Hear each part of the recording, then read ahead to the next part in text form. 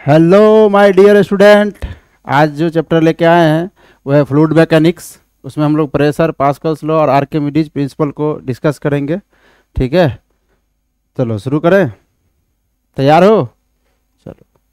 तो क्या है भाई, ये हम लोग जो फ्लूइड लेते हैं ना वो आइडियल फ्लूइड लेंगे। एक ऐसा फ्लूइड लेंगे जो क्या हो, इनकम्प्रेसिबल हो। इनकम्प्रेसिबल हो।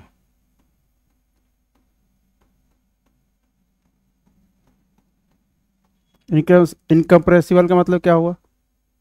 जिसको हम लोग दबा नहीं सकते भाई, डेंसिटी कांस्टेंट है।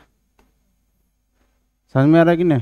जैसे मान लो कि एकदम लबालब पानी भर दो इधर, कोई भी फ्लूइड ले लो, लबालब ऐसे करके भर दो,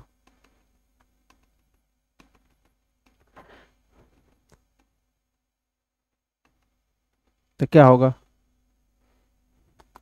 अब इस पे तुम कोई भी जैसे प्लेट ले लो और उसको दबाओ तो नहीं दबेगा ये। क्यों नहीं दबेगा? क्योंकि डेंसिटी क्या है, कांस्टेंट है। इसमें जो है ना शियर स्ट्रेस भी नहीं है।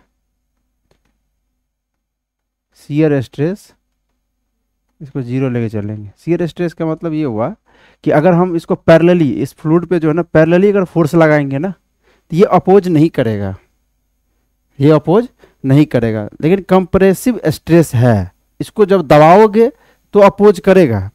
लेकिन अगर हम लिक्विड, ये जो फ्लूइड है, ये जो लिक्विड है, इसके पैरेलली अगर हम फोर्स लगाएंगे तो ये अपोज नहीं करेगा, क्योंकि इसमें शियर स्ट्रेस नहीं है। ठीक है, ये अपना आइडियल फ्लूइड हो गया। समझ में आ गया? कोई दिक्कत? अब एक बात और याद रख लेना, ये जो फ्लूइड है ना, फ्लूइड में जानते हो ना, फ्लूइड में लिक्विड और गैस दोनों आ जाता है। हम लोग यहाँ पर लिक्विड लिक्विड की चर्चा करेंगे। तो फ्लूइड में, फ्लूइड का खास बात है कि फ्लूइड का इंटरेक्शन अगर फ्लूइड से कराओ, फ्लूइड का इंटरेक्शन जो है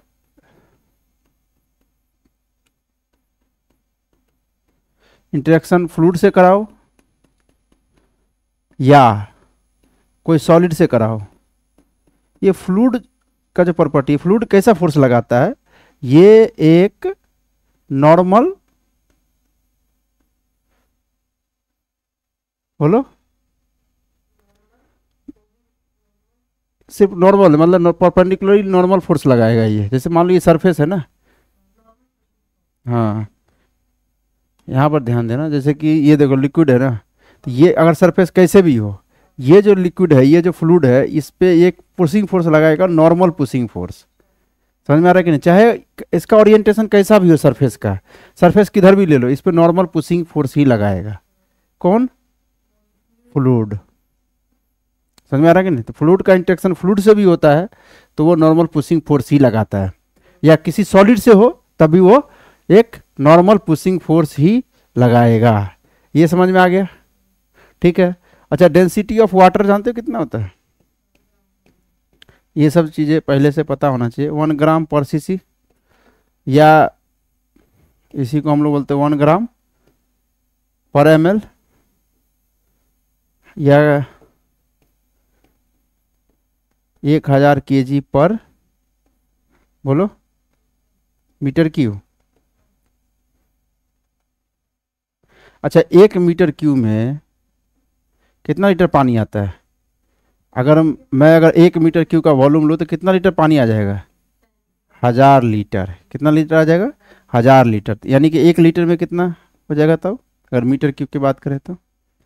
बोलो, 10⁻⁻³ -3 मीटर क्यूब। अरे यार, ये इधर चल जाएगा ना, क्या दिक्कत है?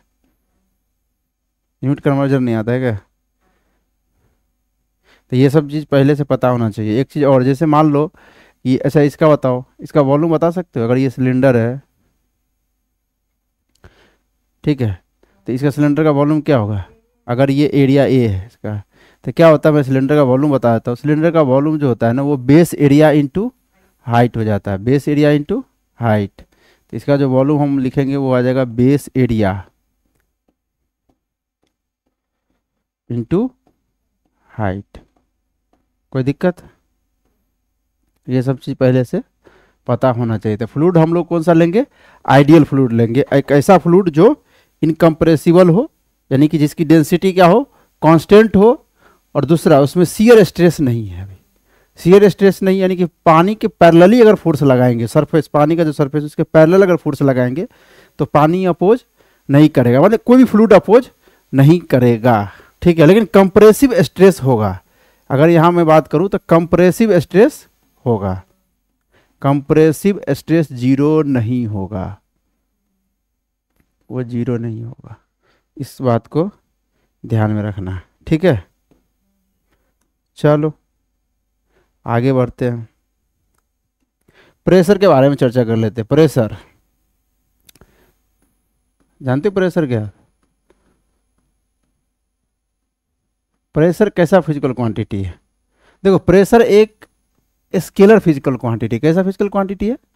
स्केलर फिजिकल क्वांटिटी है,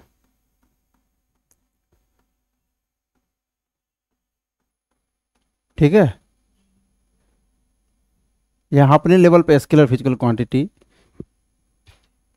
लेते हैं, ठीक है।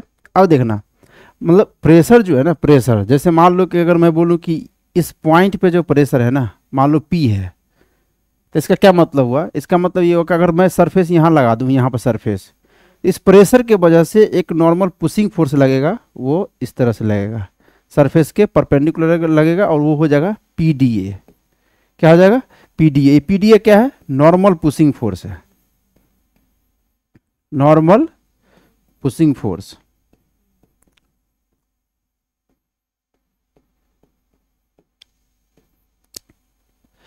समझ में आया कि नहीं? अगर मैं बोलूँ जैसे मान लो कि कंटेनर ले लो, ठीक है, इसमें पूरा फ्लूइड भरा हुआ है ऐसे करके, ठीक है, और मैं बोल रहा हूँ कि यहाँ पे मान लो कि यहाँ पे जो प्रेशर है ना वो P1 है, तो इसका ये मतलब हुआ कि ये P1 प्रेशर अगर यहाँ पे है तो ये इस सरफेस को नीचे ऐसे परपेंडिकुलर, ये सरफेस लेंगे ना, ये वाला सरफेस, इस पे नीचे इस तरह से परपेंडिकुलरली पुशिंग फोर्स लगाएगा, वो हो जाएगा P1 DA। DA मतलब ये DA एरिया पे लग रहा है, DA एरिया पे ये नॉर्मल पुशिंग फोर्स हो गया। अगर मैं इधर की बात करूं तो इधर लग जाएगा P1 DA। यानी कि प्रेशर जो होता है ना, प्रेशर वो किसी पॉइंट पे डिफाइंड होता है। Pressure defined at A point, pressure defined at a point, किसी जगह किसी पॉइंट पे डिफाइंड होगा, ठीक है। प्रेशर जो होता है ना, प्रेशर लगता नहीं है, प्रेशर के वजह से एक नॉर्मल पुशिंग फोर्स लगता है, प्रेशर के वजह से एक नॉर्मल पुशिंग फोर्स लगता है। जैसे मान लो कि मैं बोलूंगा यहाँ पर देखो, जैसे बोलूंगा कि यहाँ पे प्रेशर डिफाइंड है, मान लो P है, तो ये इस दीवार पे एक नॉर्मल पुशिंग फोर्स लगाएगा इधर, वो हो जाएगा P इंटू DA। समझ में आ रहा है कि नहीं? तो ये PDA क्या है? Normal pushing force, normal pushing force. तो यहां पर प्रेशर क्या हो जाएगा? Normal pushing force per unit area.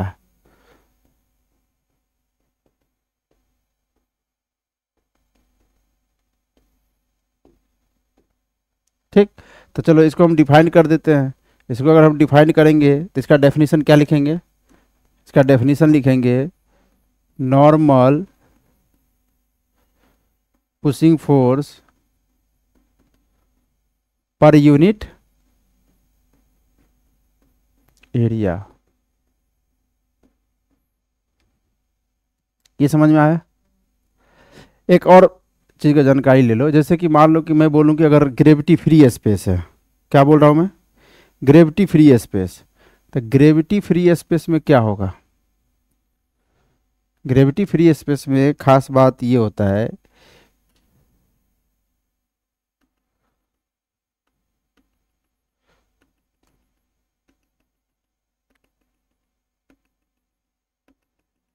अगर ग्रेविटी फ्री स्पेस का मतलब क्या हुआ कि G जीरो है, ठीक है, किसी फ्री स्पेस में लेके चले गए, तो प्रेशर एवरी पॉइंट पे सेम होगा। जैसे मान लो यहाँ प्रेशर अगर मैं P1 ले लूँ तो यहाँ पर प्रेशर भी P1 ही होगा, यहाँ पर प्रेशर भी P1 ही होगा, यहाँ प्रेशर भी P1 ही होगा।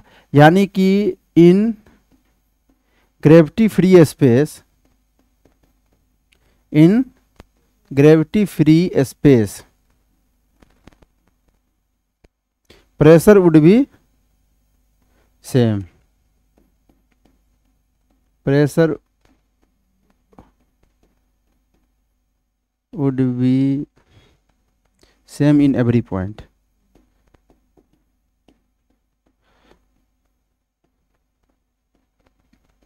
ये समझ में आया?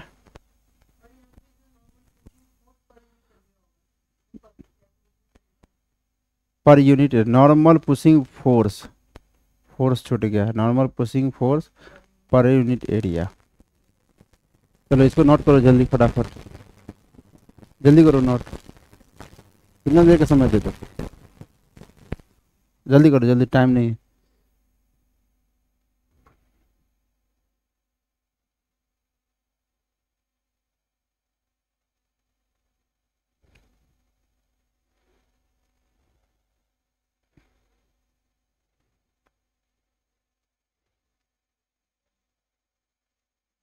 चलो हो गया। अच्छा आप बताना, जैसे मान लो एक ऐसा कंटेनर ले लेता हूँ मैं, ठीक है, और इसमें ऐसे पूरा फ्लूइड भरा हुआ है।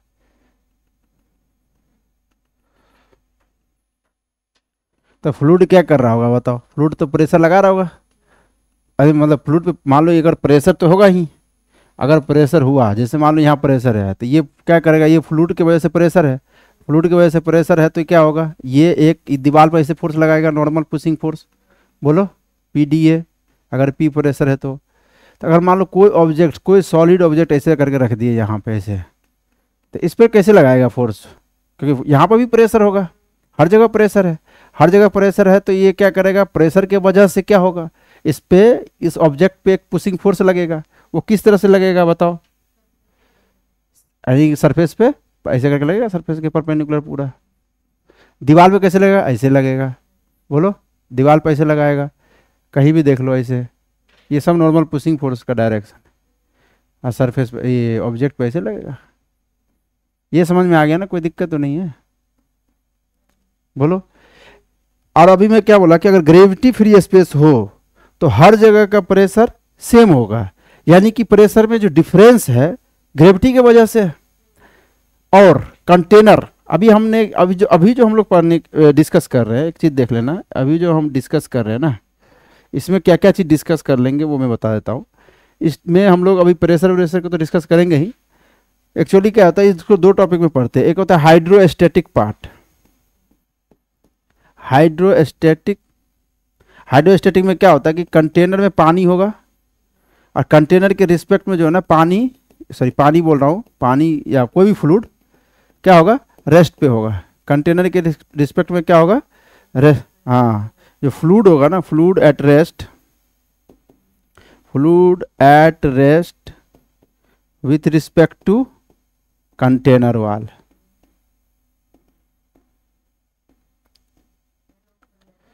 ठीक।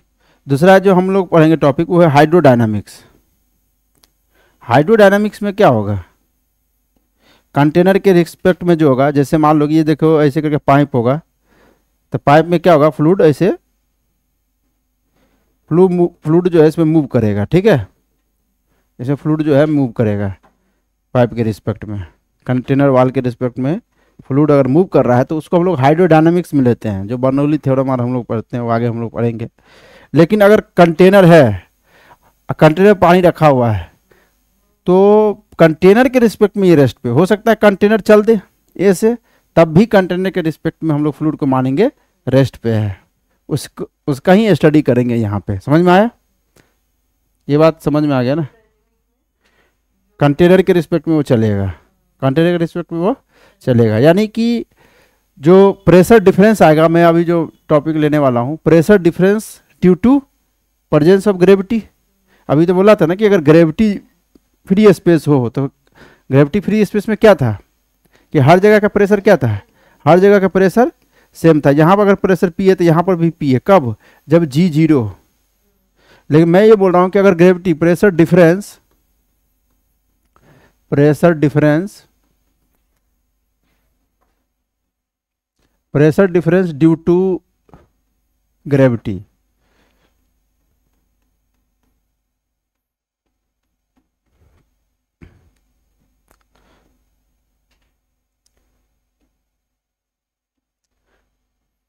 जैसे देखो ये कंटेनर है, ठीक, इसमें अपना फ्लूइड जो है भरा हुआ है एकदम, ऐसे करके भरा हुआ है।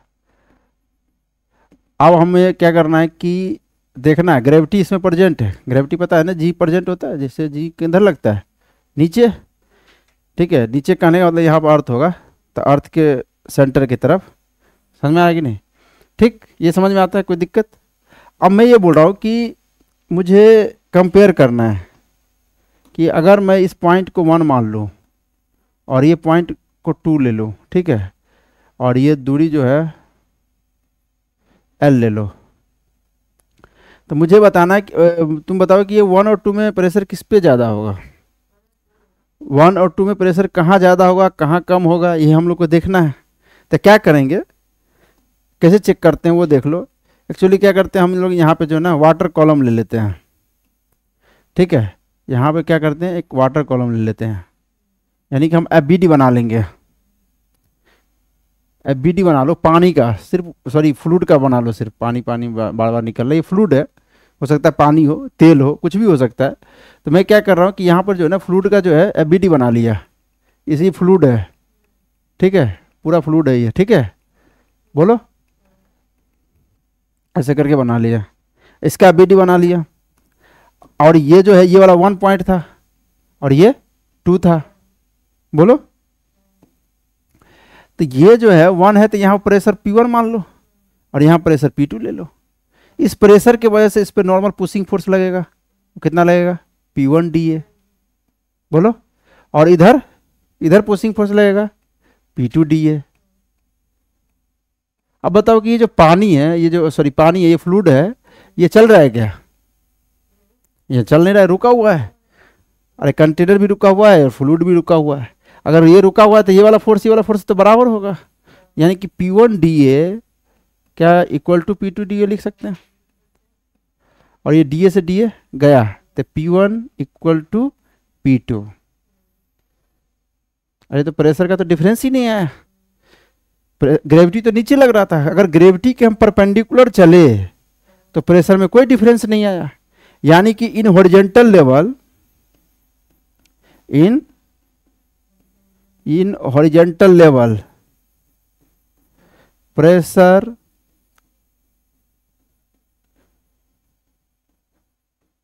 वुड बी सेम, बोलो। हॉरिजॉन्टल लेवल में प्रेशर क्या हुआ, सेम, यानी कि अगर मैं यहाँ चलूँ कहीं यहाँ पर ले लूँ वही प्रेशर आएगा, यहाँ पर ले लूँ वही प्रेशर आएगा। यानी कि ये जो है ना हॉरिजॉन्टल लेवल पे ये आइसोबारिक कंडीशन आ गया। यानी कि मैं बोलूँ, इधर ध्यान देना कि अगर ये लाइन ड्रॉ कर दूँ, ये लाइन, इसका मतलब कि यहाँ पर जो प्रेशर होगा वही यहाँ पर भी होगा। अगर मैं ये लाइन ड्रॉ करूँ तो यानी कि हॉरिजॉन्टल लेवल पे प्रेशर से मतलब यहाँ पे जो होगा वही यहाँ पे होगा। समझ में आ रहा है कि नहीं? अब हम वर्टिकल चल के देखते हैं, वर्टिकल में क्या होगा, वर्टिकल चल के देख लेते हैं। एक बार वर्टिकल देख लेना चाहिए। चलो वर्टिकल देखते हैं। फिर वही कंटेनर, वही अपना फ्लूइड एकदम भरा हुआ है। कैसा भरा हुआ है, लबालब। लबालब समझते हो? अब जगह नहीं रहा, अब थोड़ा सा वही फ्लूइड डालेंगे वो छलक के बाहर निकल जाएगा, छलक के बाहर आ जाएगा, उसको बोलते हैं लबालब। लबालब भरा हुआ है एकदम, लबालब भरा हुआ है।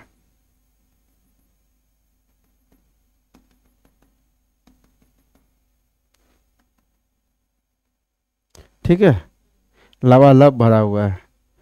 अब मैं बोल रहा हूँ कि अब मुझे क्या करना है कि ये वाला पॉइंट ले लूँ 1 और ये वाला पॉइंट ले लूँ 2।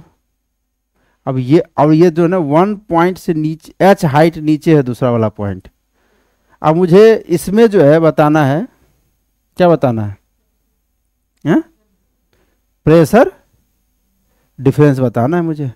तो क्या करेंगे, वही अपना वाटर कॉलम या फ्लूइड का कॉलम ले लो, ऐसे एफबीडी बनाएंगे। तो चलो एफबीडी बना लेते हैं, इधर ही बना लेते हैं। तो ये अपना एफबीडी है, दिख रहा है तुम्हें, ये पूरा फ्लूइड भरा हुआ है, एफबीडी है इसका।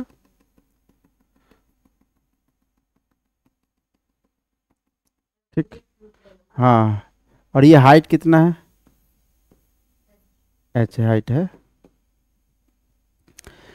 ऊपर प्रेशर कितना है,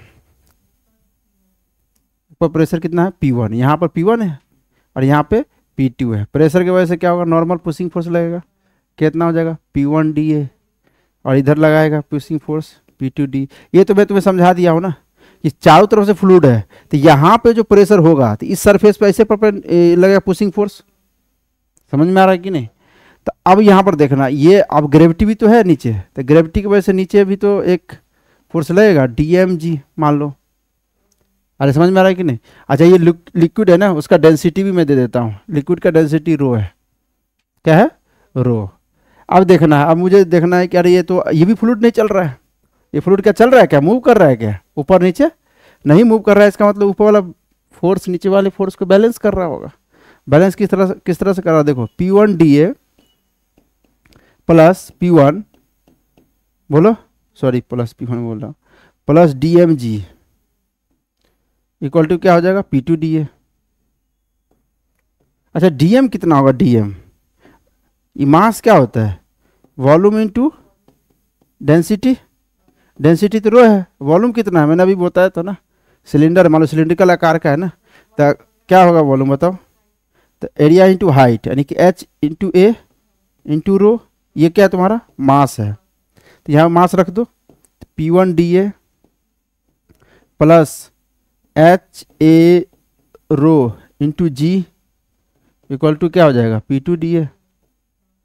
अब काट करो, काटो जो काट रहा है, DA गया, अरे ये DA था DA, तो क्या हो जाएगा बताओ P1 plus rho GH equal to P2, ये आ जाएगा।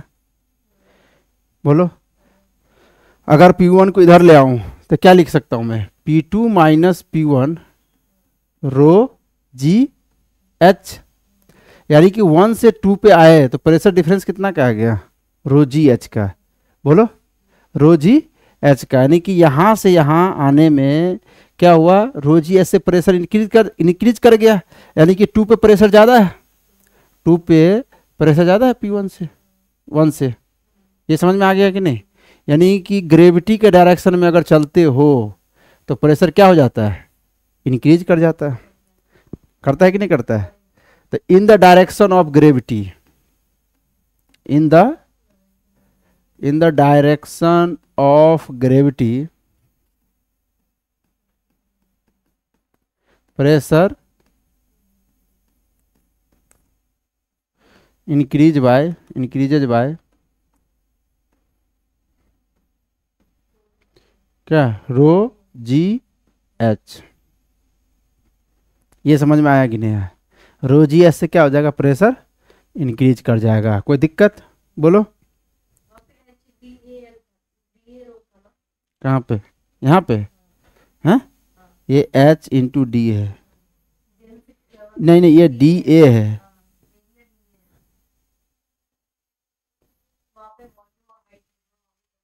कहाँ कहाँ, यहाँ पे,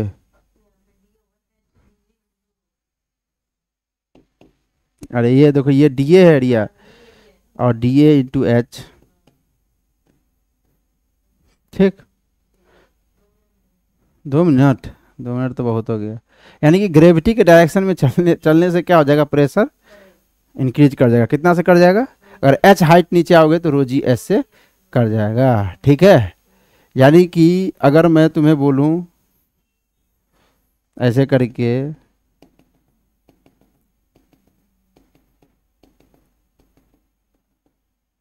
मान लो कि यहाँ पर बाहर फ्री सरफेस पे जो है ना एटमॉस्फेरिक प्रेशर के बराबर होता है, याद रख लेना। अभी फ्री सरफेस है ना, क्योंकि क्या होता है कि एयर का जो डेंसिटी होता है ना बहुत कम होता है, तो जो ये स्पेस है ना, ये एटमॉस्फेयर में जो प्रेशर होता है वो 1 ATM के बराबर होता है। कितना बराबर होता है, 1 ATM के बराबर। तो जिसको हम P0 ले लेते हैं, कितने 1 ATM है ना, होता है कितना होता है, ठीक है। तो मैं ये बोल रहा हूँ कि यहाँ पे अगर मान लो P0 है, अगर मैं H हाइट नीचे आ जाऊं तो ये तली पर प्रेशर कितना हो जाएगा, बोलो तो पी नॉट तो था ही, पी नॉट से इतना इंक्रीज कर जाएगा, तो P naught plus rho g h, ये जो है ना तली पर का प्रेशर आ गया है। कल को हम क्वेश्चन पूछ दें कि तली, मान लो तली का जो एरिया दे रखा हो, तली तो ऐसे नहीं होगा, ये 2D में फोटो है ना, ऐसे होगा, ये समझ रहे हो बात को।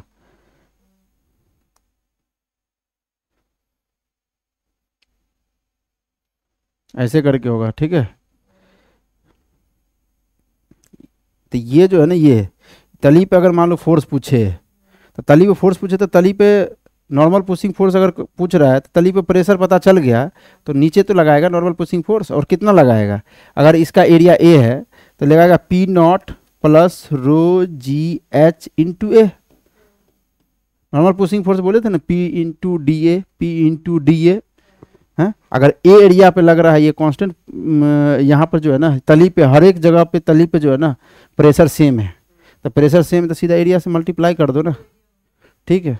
बोलो, अगर मान लो मैं बोलूँ कि यहाँ पे प्रेशर है 10⁻³ न्यूटन पर मीटर स्क्वायर, तो यानी कि अगर 1 मीटर एरिया लो इधर से, मैं बोला कि ये एरिया लो, मान लो डी एरिया, तो इधर नॉर्मल पुशिंग फोर्स कितना लग जाएगा 10⁻³ इंटू डी ए। समझ में आ रहा है कि नहीं। तो डी ए एरिया पे इतना लग जाएगा, और 1 मीटर स्क्वायर एरिया पर कितना फोर्स लग रहा है, 1000 न्यूटन लग रहा है। अरे समझ रहे हो। चलो ये हो गया।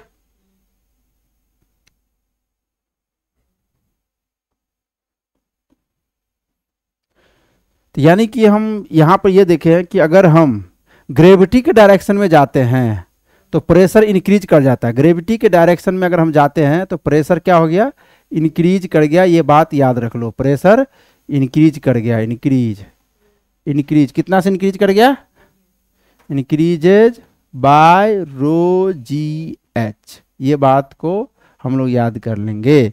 अगर ग्रेविटी फ्री स्पेस है, यानी कि हम अगर स्पेस में लेके चले जाए और वहाँ पर कंटेनर में भरा हुआ अगर फ्लूइड है, तो अगर कोई क्वेश्चन पूछ दे कि बताओ कि इस कॉर्नर पर फ्लूइड पे प्रेशर P है, तो इस कॉर्नर पर फ्लूइड पे प्रेशर कितना होगा, तो क्या बोलेंगे, सेम होगा, क्योंकि ग्रेविटी फ्री स्पेस पे एवरी पॉइंट पे प्रेशर क्या हो जाता है, सेम हो जाता है। कोई दिक्कत बोलो। और यानी कि प्रेशर का डिफरेंस कब आएगा, जब ग्रेविटी प्रेजेंट होगा, उसमें भी ग्रेविटी के डायरेक्शन में जाने से होगा। ग्रेविटी के परपेंडिकुलर चलेंगे तो प्रेशर सेम रहेगा, प्रेशर सेम रहेगा। चलो इतना लिखो जल्दी, कितना देर का समय दे, 30 सेकेंड। चलो 30 सेकेंड जल्दी लिखो।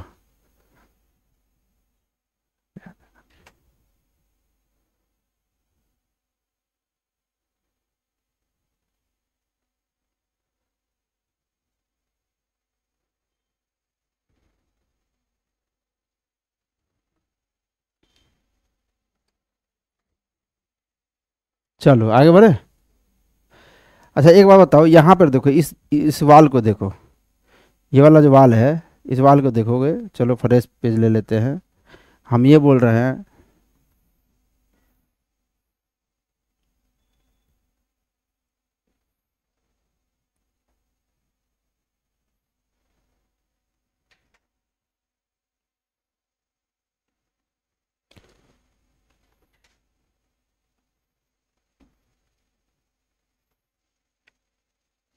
अगर मान लो फ्लूइड भरा हुआ है,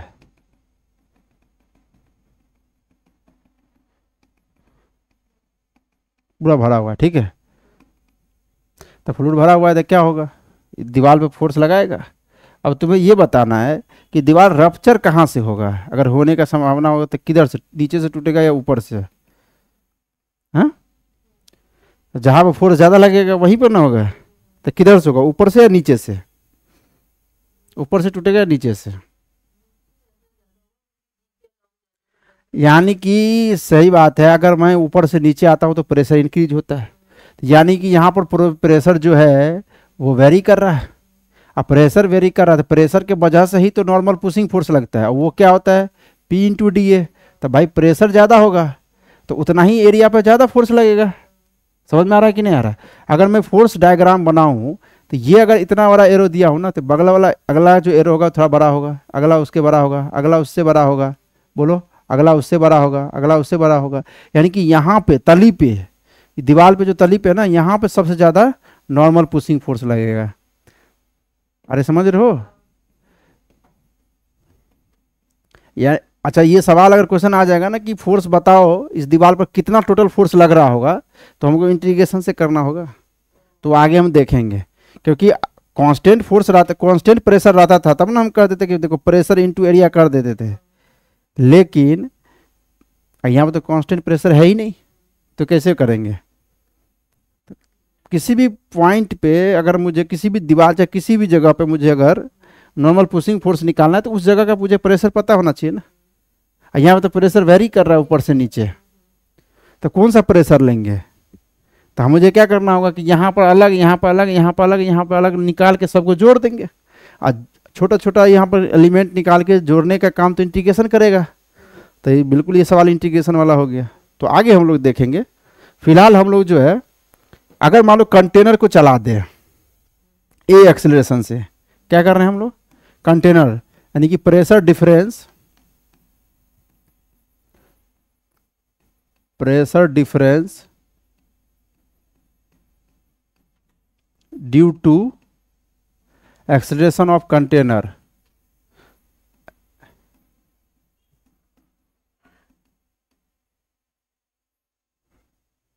ठीक है, क्या बोल रहा हूं मैं कि जैसे मान लो ये अपना कंटेनर है, फ्लूइड भर दिए,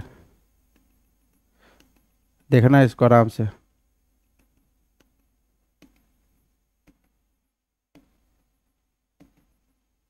फिर क्या किए, इसे कंटेनर को ए से चला दिए इसे। अब मुझे वही वाली बात है कि मैं एक बार हॉरिजॉन्टल में जाके देखूंगा कि यहाँ पे बताओ 1 ये 2 है, ये एल लेंथ इधर गए हम लोग, तो प्रेशर में डिफरेंस क्या होगा वो देखना है। तो वही जो तरीका बताया हूँ, क्या करेंगे, वाटर कॉलम ले लेंगे, फ्लूइड कॉलम ले लिए, ठीक है, और ये एल डिस्टेंस है। यहाँ अगर प्रेशर P1 है, यहाँ P2 हो जाएगा, तो क्या होगा बताओ? तो इधर क्या लगाएगा, P1 DA, ये नॉर्मल पुशिंग फोर्स, इधर से जो फ्लूइड प्रेशर के वजह से नॉर्मल पुशिंग फोर्स लगेगा P2 DA, और टोटल ये फ्लूइड जो है इधर ए एक्सेलरेशन चल रहा है। क्यों? क्योंकि कंटेनर चल रहा है तो फ्लूइड भी चल रहा है, क्योंकि कंटेनर के रिस्पेक्ट में फ्लूइड रेस्ट पे है, कंटेनर चल रहा है तो फ्लूइड भी चल रहा है। बोलो, तो अब क्या करेंगे बताओ? वही FBT बना लिए है, तो क्या करते हैं, फोर्स दिखाते हैं, नेट फोर्स बार मास इंटू एक्सेलरेशन लिखते हैं। क्या करेंगे, ये वाला फोर्स ज़्यादा होगा तो P1 DA minus P2 DA, ये नेट फोर्स हो गया, इंटू मास DM, ये हो गया एक्सेलरेशन। अब यहाँ से P1 P2 में रिलेशन निकालेंगे, करो, तो क्या हो गया बताओ? ये P1 DA minus P2 DA, और DM कितना हो जाएगा, ये डेंसिटी ने दिया हुआ तो रो ले लिया करो, तो क्या हो जाएगा बताओ? मास लिखेंगे ना पहले, तो मास होता है वॉल्यूम इंटू डेंसिटी। वॉल्यूम कितना है, DAL, ये वॉल्यूम हो गया, इंटू डेंसिटी क्या हो गया, मास हो गया, वॉल्यूम इंटू डेंसिटी मास, और इंटू एक्सेलरेशन A। बोलो, अब जो कट गया उसको काट दो, DA से DA गया, बोलो, तो क्या हो जाएगा, P1 minus P2 equal to क्या हो जाएगा बताओ, रो LA। यानी कि प्रेशर किसका ज़्यादा है, P1 का, दिख रहा है? अरे P1 में से P2 घटाए तो पॉजिटिव में आया, इसका मतलब P1 ज़्यादा है ना। यानी कि यहां से यहां तक आए हैं तो प्रेशर क्या हुआ, डिक्रीज कर गया। प्रेशर क्या हो गया, डिक्रीज कर गया। यानी यहाँ पे एक चीज और याद कर लेंगे, अगर हम एक्सेलरेशन के डायरेक्शन में चलते हैं तो प्रेशर घट जाता है। बिल्कुल ग्रेविटी की अपोजिट रिजल्ट है। ग्रेविटी के डायरेक्शन में चलते थे प्रेशर इंक्रीज हो जाता था रो जी एच से, यहाँ पर प्रेशर इंक्रीज हो गया है रो जी की जगह पर ए हो गया, रो ए, और यहाँ पे एल चले हैं तो एल, रो ए एल। ठीक है, ये रिजल्ट याद रहेगा। यानी कि हम लोग एक्सेलरेशन के डायरेक्शन में चलते हैं तो घट जाता है, ये याद रखना, तो लिख लो, in the direction of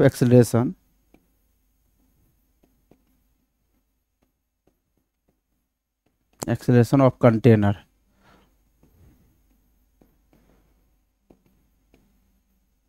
pressure decreases bye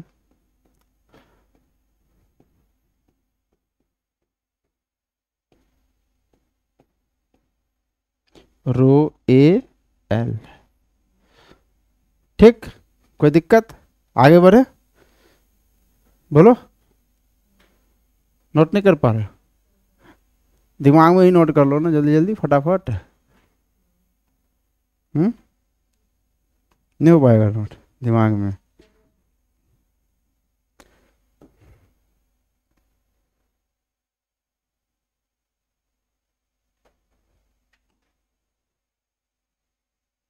चलो आगे बढ़ते हैं। फिर वर्टिकल हम देखते हैं, एक्सेलरेशन के वर्टिकल चल के देखते हैं क्या होता है। सब रिजल्ट है, रिजल्ट याद रखोगे सब काम, कॉन्सेप्ट समझ में आ गया ना, करना क्या होता है, तो फिर रिजल्ट याद यूज करेंगे ना, हर जगह डेरिवेशन करते हुए थोड़ी चलेंगे।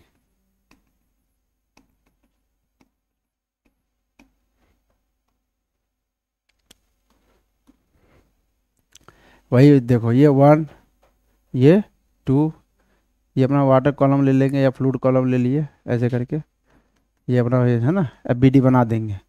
ठीक, बोलो। अब हम एक्सेलेरेशन के डायरेक्शन में, अरे तो इधर तो हम लोग देख ही लिए हैं, लेकिन अगर मान लो एक्सेलेरेशन की वजह से देखेंगे तो ये ए इधर है, अब मैं बता देता हूँ। और नीचे तो क्या लगता है, जी, मतलब कुछ नहीं, तो ग्रेविटी तो है ही नहीं यार, यहाँ पे ग्रेविटी है, तो ग्रेविटी वाला ही इफेक्ट होगा, क्योंकि एक्सेलेरेशन इधर, अगर एफबीडी बनाएंगे भी, तो अगर एफबीडी अगर हम बनाएंगे भी तो देखो ना, इधर फोर्स लगेगा P1 DA, देख लो इधर लगेगा P2 DA, ठीक है। और ये एक्सेलेरेशन इधर है तो क्या फर्क पड़ेगा, परपेंडिकुलर एक्सेलेरेशन थोड़ी, क्योंकि यहाँ पर जो फोर्स का डिफरेंस है वो होता है मास इंटू एक्सेलेरेशन, तो एक्सेलेरेशन का डायरेक्शन या तो इधर होना चाहिए था, इधर होना चाहिए था, अगर ये नहीं है और ये इधर एक यहाँ पर एक DMG नीचे लग रहा है, तो कोई एक्सेलेरेशन ही नहीं है इधर, इधर एक्सेलेरेशन ड्यू टू ग्रेविटी है, ये ग्रेविटी है, ग्रेविटी, ये एक्सेलेरेशन ड्यू टू ग्रेविटी, ठीक है। यानी कि ये लिक्विड कहीं जा नहीं रहा है और इधर कोई एक्सेलेरेशन है भी नहीं, ठीक है। तो क्या होगा, net force mass into acceleration, mass into acceleration 0, तो ये नेट फोर्स बराबर करेंगे तो वही आ जाएगा P2 minus P1 equal to rho g h, अगर ये एच हाइट नीचे आए होंगे तो सीधा सीधे हम लोग एक बात याद कर लो कि अगर हम एक्सेलेरेशन के डायरेक्शन में चलते हैं तो प्रेशर डिक्रीज कर जाएगा, ठीक है, और जी के डायरेक्शन में चलते हैं तो प्रेशर इंक्रीज कर जाएगा, ठीक है। अगर जी के परपेंडिकुलर चलते हैं और एक्सेलेरेशन 0 है तो सीधा सीधी प्रेशर सेम रहेगा, लेकिन अगर एक्सेलेरेशन है तो हॉरिजॉन्टल लेवल में प्रेशर डिक्रीज कर जाएगा, अगर एक्सेलेरेशन के डायरेक्शन में चलते हैं और उसके अपोजिट चलेंगे तो इंक्रीज कर जाएगा, और ग्रेविटी के अपोजिट चलेंगे तो डिक्रीज कर जाएगा। बस ये रिजल्ट है, ये कॉन्सेप्ट अगर तुम्हें समझ में आ गया है तो हम कुछ क्वेश्चन दे रहे हैं, तुम उसको अप्लाई करो कि आया कि नहीं आया, क्या कसर रह गया, कर लोगे? दे, अब शुरू हो जाओ, इसको कुछ क्वेश्चन प्रैक्टिस कर लेते हैं। यहाँ तक तो कॉन्सेप्ट था, अब देखते हैं आप अप्लाई कर पा रहे हो कि नहीं।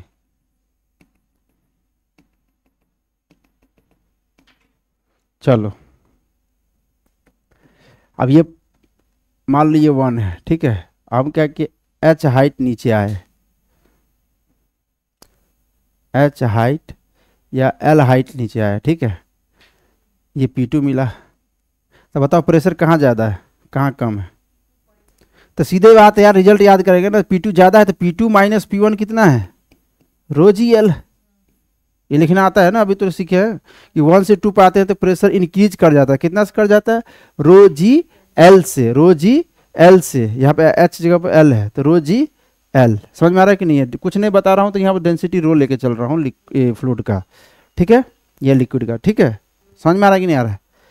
मैं बोलूँ कि इधर चलो,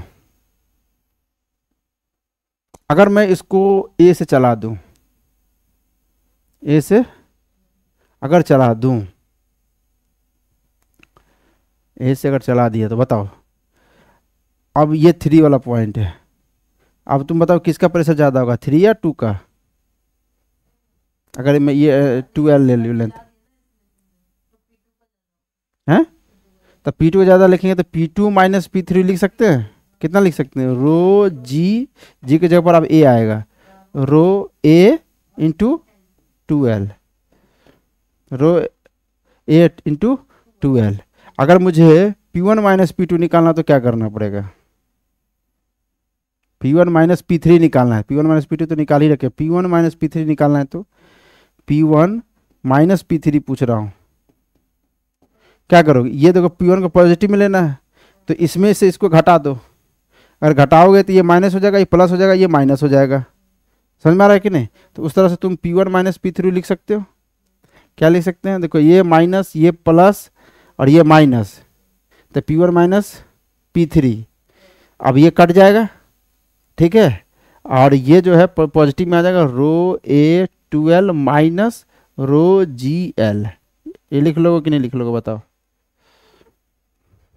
हो पाएगा नहीं हो पाएगा? दिक्कत है? अरे कुछ नहीं करना है यार, इसको सॉल्व कर लेना है। P1 माइनस P3 कैसे निकालोगे? इसको माइनस प्लस माइनस, तो ये कटेगा नहीं क्या? इसमें कमजोर हो क्या तुम? P1 माइनस P3 क्या हो जाएगा? ये पॉजिटिव है, पहले ले ली, ये माइनस वाला बाद में ले ली, हटा दिए। अरे समझ में आ रहा है कि नहीं आ रहा है? चलो इसको नोट करो जल्दी की, और देख कुछ एक क्वेश्चन ले लो। चलो पहले क्वेश्चन ले लो, नहीं तो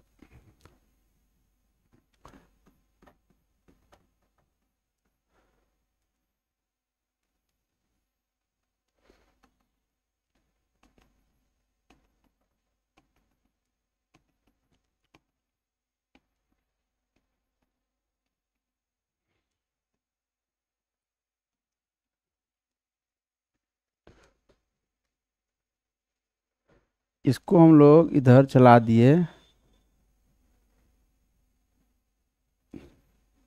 G/3 से, ठीक है, ये एक्सेलेरेशन है ये।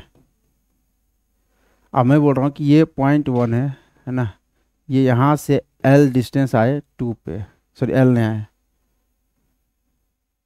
X आए, कितना है X, इधर गए Y, ये 3। If P1 equal to P3 then find relation between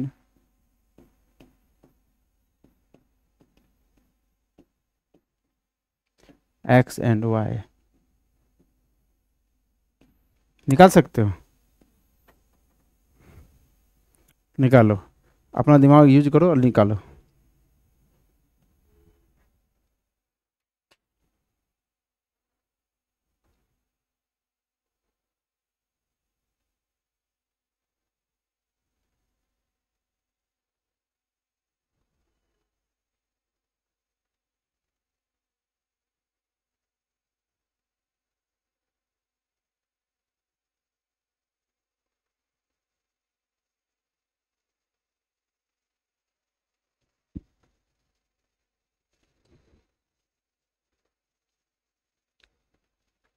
हो गया?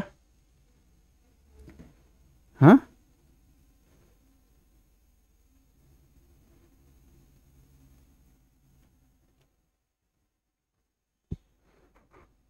कितना आया? चलो देखो, अरे कुछ करना थोड़ी है, एकदम आसान तो है। क्या करते हैं, करना है बताओ? हम बोल रहे कि अभी इसका प्रेशर लिख लो यहाँ से और इसका लिख के बराबर कर दो। पहला तरीका यही है, एक तो आसानी से यहाँ गए तो क्या आया बताओ? P2 माइनस P1 हो जाएगा रो GX, बोलो। और दूसरा है कि अगर इधर से इधर जाते हैं एक्सेलेरेशन के डायरेक्शन में तो प्रेशर क्या होता है? डिक्रीज कर जाता है।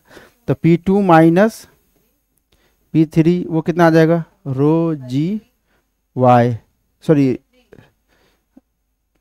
G नहीं, यहाँ पर G/3 है ना, A इंटू Y। अब बताओ, अब क्या करोगे? अब मैं बोला हूँ कि P1 P3 बराबर है, अभी घटा दो।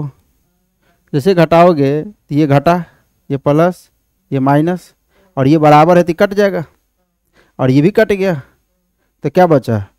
0, या इधर माइनस वाला को इधर ले आओ, तो rho G/3 into Y equal to rho GX। तो रो G से रो G गया तो क्या आया है? X इक्वल टू आया Y/3। ये आंसर नहीं आया? अरे सिंपल है। नहीं अगर ऐसा करने आता, देखो मैं एक तरीका और बता दो। हम यहाँ पर प्रेशर मान लो कुछ नहीं, P1 है, ठीक है, और यहाँ पर क्या है? P3 मान लो, ठीक है। सुनो, अब P1 से हम इधर गए तो P1 दिख रहा है, P1 नीचे आए, अगर 2 का प्रेशर लिखेंगे तो रो जी एक्स, ये क्या हो गया 2 पर का प्रेशर हो गया P1 प्लस रो जी एक्स। अगर हम 3 पर के प्रेशर लिखेंगे तो minus rho g by 3 into y. किसका प्रेशर लिखे 3 पर का, तो ये P1 से P1 गया तो हो गया rho ji x equal to rho g by 3 into y. Rho g से रो जी गया तो एक्स बराबर डेट वाई बाई 3 आ गया। अरे समझ में आया कि नहीं आया, बोलो। एक बात समझो कि मैं शुरू में ही बता देता, जैसे मान लो ये फ्री सरफेस है ना, फ्री सरफेस, तो फ्री सरफेस पे प्रेशर क्या होता है, एटमॉस्फेरिक प्रेशर के बराबर होता है, क्योंकि फ्री सरफेस यानी कि जो एयर के कांटेक्ट में है उसका प्रेशर पी नॉट के बराबर हो जाएगा, यानी एटमॉस्फेरिक प्रेशर के बराबर। क्यों, क्योंकि एयर का डेंसिटी कम होता है, तो हमने बोला था कि एक समान ही प्रेशर होता है, वो एटमॉस्फेरिक प्रेशर के बराबर होगा। ठीक है, तो यानी कि हाँ आइसोबारिक कंडीशन इसको क्या बोलते हैं, आइसोबारिक है ये लाइन जो अगर हम ड्रॉ करेंगे, ये वाला लाइन को देखो तो ये वाला लाइन क्या हो जाएगा, ये आइसोबारिक हो जाएगा, ये आइसोबारिक हो जाएगा। आइसोबारिक मतलब प्रेशर कांस्टेंट। समझ में आ रहा है कि नहीं। हम ये बोल रहे हैं कि अगर ये P1 और P3 बराबर है, इसका मतलब है कि ये वाला आइसोबारिक हो गया, यानी कि यहाँ पर हर जगह प्रेशर सेम होगा ऐसे करके, यानी ये वाला पानी होना नहीं चाहिए। पानी बोला ये फ्लूइड नहीं होना चाहिए। क्यों नहीं होना चाहिए, क्योंकि अब प्रेशर अगर इस लाइन पर सेम है तो फ्री सरफेस हो गया ना, फ्री सरफेस हो गया ना, क्योंकि फ्री सरफेस में ही तो हर जगह प्रेशर सेम होता है। तो फ्री सरफेस हो गया मतलब ये वाला पानी, ये जो सॉरी फ्लूइड है वो बाहर इधर चलाएगा, यानी कि ये मान लो इधर बाहर स्पिल आउट हो जाएगा, स्पिल आउट बाहर हो जाएगा। क्यों होगा, अब तुम्हें प्रोफाइल क्या हो जाएगा, पानी का प्रोफाइल जो होगा ये यानी कि फ्लूइड का जो प्रोफाइल आएगा वो कुछ इस तरह से आ जाएगा। कब आएगा, जब कंटेनर ए एक्सेलेरेशन से चलेगा, तो मतलब कंटेनर अगर चलेगा ना ए एक्सेलेरेशन से तो इस तरह का प्रोफाइल आ जाएगा फ्लूइड का। तो यानी हम ये एंगल भी बता सकते हैं, अगर इंक्लिनेशन पूछ दे कि ये वाला इंक्लिनेशन बताओ, ये वाला इंक्लिनेशन, तो हम बता सकते हैं ये थीटा। कैसे कैसे देखो ना, यहाँ पे भी देखो ना राइट एंगल ट्रायंगल तो बन रहा है, हैं अगर यहीं से देख लो तो यहीं से देख लो, यहाँ बन रहा है ना। तो ये अगर थीटा अगर पूछ रहा है, ये तो है इंक्लिनेशन, यानी ये वाला इंक्लिनेशन यही है। तो ये अगर इंक्लिनेशन है तो यहाँ से अगर हम टेन थीटा लिखूँ तो वो टेन थीटा किसके बराबर आ जाएगा, एक्स बाई वाई के। और एक्स बाई वाई का वैल्यू बताओ कितना है, 1/3। बोलो, ये आ जाएगा टेन इंक्लिनेशन, यानी कि थीटा हो जाएगा टेन इनवर्स 1/3। कुछ समझ में आया। चलो मैं एक फ्रेश बताता हूँ ढंग से। वैसे तो तुम कॉन्सेप्ट बता दिया हूँ, तो अगर मैं तुमसे सवाल ही पूछ दूँ ना, एक जनरलाइज लोग याद करके रखते हैं, इसे याद रह जाता है, लेकिन कॉन्सेप्ट आ जाए तो और अच्छी बात है ना। हाँ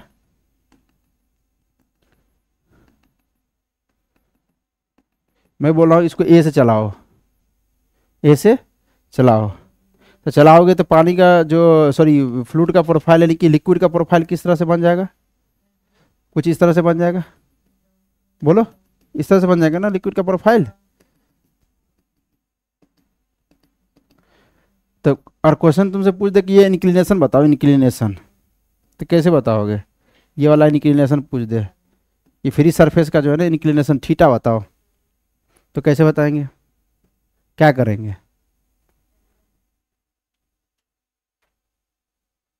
बोलो, कुछ मत करो ना, ये देखो ये बना लो, तुम ऐसे बना सकते हो, ऐसे ऐसे ऐसे करके बना लो, कोई दिक्कत। अब यहाँ प्रेशर मान लो कि फ्री सरफेस है तो पी नॉट है, और यहाँ पहुँच गए हो फ्री सरफेस पे तो ये भी पी नॉट है, और ये एक्स है और ये वाई ले लो, तो तुम बताओ यहाँ से यहाँ गए तो प्रेशर कितना बढ़ गया, पी नॉट प्लस रो जी एक्स। बोलो, और एक्सलेशन के डायरेक्शन में वाई इधर चले हो तो माइनस घट जाएगा रो g Y sorry row A Y. बोलो, और ये कहाँ पहुँच गए, तुम पी नॉट पे पहुँच गए। समझ में आ रहा है कि नहीं आ रहा है। और पी नॉट से पी नॉट छम छम हो गया तो क्या हो गया, rho ji x equal to rho A Y, और रो से रो गया, यानी कि हमें एक्स बाई वाई निकालना था, तो एक्स बाई वाई क्या आ जाएगा बताओ, ए बाई जी। अरे कुछ समझ में नहीं आ रहा है। और टेन थीटा कुछ और नहीं एक्स बाई वाई ही तो है। अगर टेन थीटा निकालूं तो क्या है वो एक्स वाई वाई, और एक्स बाई वाई कितना निकल के आएगा ए बाई जी। और यही रिजल्ट लोग जो है रट के रट्टा मार के पूरा मग के जो है रखा हुआ रहता है। कौन सा कि ए इक्वल टू जो है ना जी टेन थीटा, ये वाला रिजल्ट याद रखता है लोग। देखो ना A equal to G tan theta, ये रिजल्ट याद रखता है। कुछ समझ में नहीं आ रहा भाई, बहुत खतरनाक होते जा रहा है क्या। प्रेशर डिफरेंस लिखना आ गया क्या तुम्हें? तो ये नहीं लिख पाओगे क्या प्रेशर डिफरेंस लिखना आ गया तो? बोलो।